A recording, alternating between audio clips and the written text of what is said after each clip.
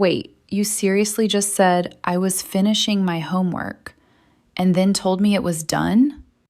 Yeah, what's wrong with that?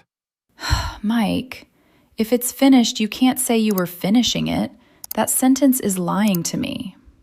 Okay, fair. That's exactly the problem most people don't even know they have.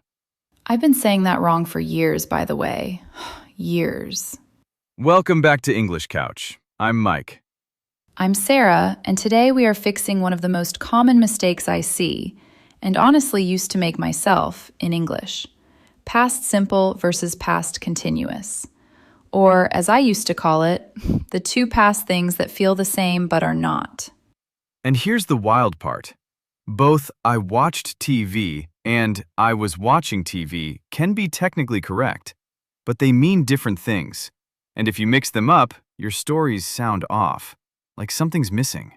By the end of this episode, you're going to know exactly which one to use, when, and why, without thinking about it.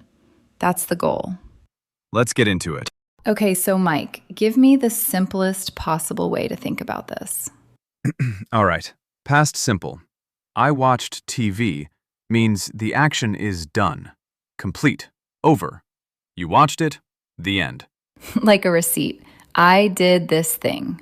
Exactly. Now, past continuous, I was watching TV, means you were in the middle of it.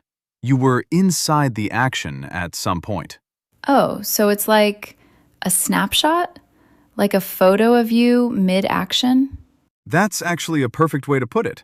Past simple is the whole movie. Past continuous is a freeze frame. Okay, I love that. So, what did you do last night? That's asking for the movie. Right. I watched Netflix. I made dinner. I went to bed. All done. Finished actions. But if someone asks, what were you doing at 9 p.m.? That's the freeze frame question. Yes, and the answer is, I was watching Netflix. You were in the middle of it at that exact moment. The movie was still playing. That's literally it. Why did no one explain it like this before?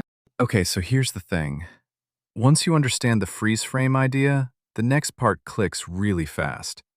Because the most common way we use past continuous in real conversation is with interruptions. Oh, yeah. Like when you're telling a story and something random happens. Exactly. The structure is, I was doing something when something else happened. The first action is your background.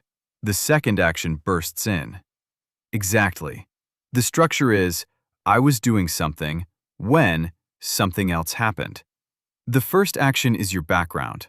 The second action bursts in. Give me an example. I was taking a shower when my phone rang. The shower is the background. The ringing phone is the interruption. Okay, so was taking, past continuous, is the ongoing thing. Rang, past simple, is the sudden thing. Nailed it. Try one. I was walking to the coffee shop when I realized I forgot my wallet. Perfect. Was walking, background. Realized, the gut punch moment. You feel how those two work together? That hits different when you hear it in a real situation. I think I've been saying, I walked to the shop when I realized. No, was. And it just sounds flat. Right. Without was walking, the listener doesn't feel the movement. They don't see you mid-stride. The story loses texture. Texture. Okay, I like that word for this. Past continuous adds texture to your stories. You know what's funny?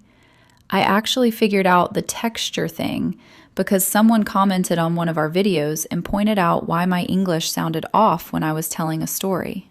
Which, by the way, if you're not subscribed to English Couch yet, you're missing those comments. Real learners helping real learners. Hit subscribe. Seriously, takes 2 seconds. We'll wait. Done? Cool. Let's keep going.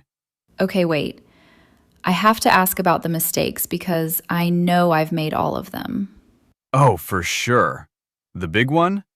Saying, I did watching. Like, I did watching TV yesterday. Ugh, I've heard that. Why does that feel wrong? Because did is already the past tense helper. You can't attach it to an ing verb. It's either I watched or I was watching. Never did watching. Okay, what's another one? Using past continuous for something super short and complete. Like, I was buying a coffee this morning. When you just walked in, paid, and left. That was fast. No duration. So, I bought a coffee is cleaner. So past continuous needs space, time. It can't be a 2-second thing. Not always, but it feels most natural when there's some sense of duration, or when you're setting the scene for something else that happens. Okay, so the golden rule is if it happened fast and it's done, past simple. If it was happening for a while or it's the background for something else, past continuous. That's the cheat code. Screenshot that. Okay, let's put it into a real story so it actually sticks. All right. Real story.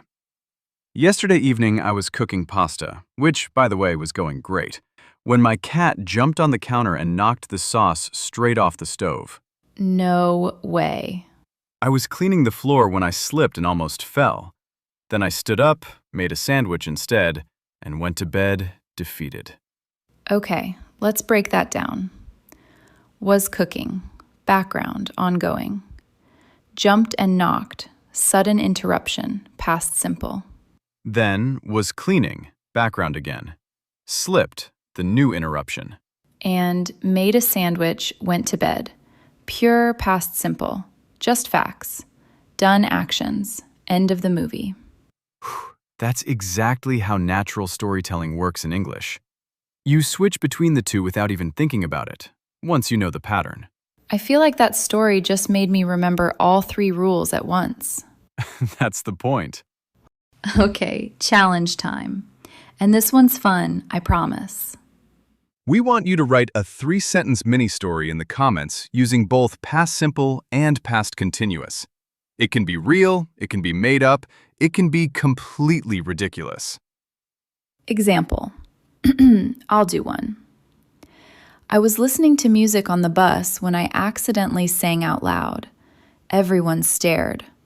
I looked out the window and pretended nothing happened. Perfect. Was listening, background. Sang out loud, interruption. Stared, looked, pretended. All done, all past simple. Your turn. 3 sentences. Drop them in the comments. We actually read those, and the best one might end up in the next episode. No cap. We read them. Do it. All right, next time someone asks you, "What were you doing?" you're ready. No more accidentally lying with your verbs. And no more, I did watching TV. Please, for the love of grammar.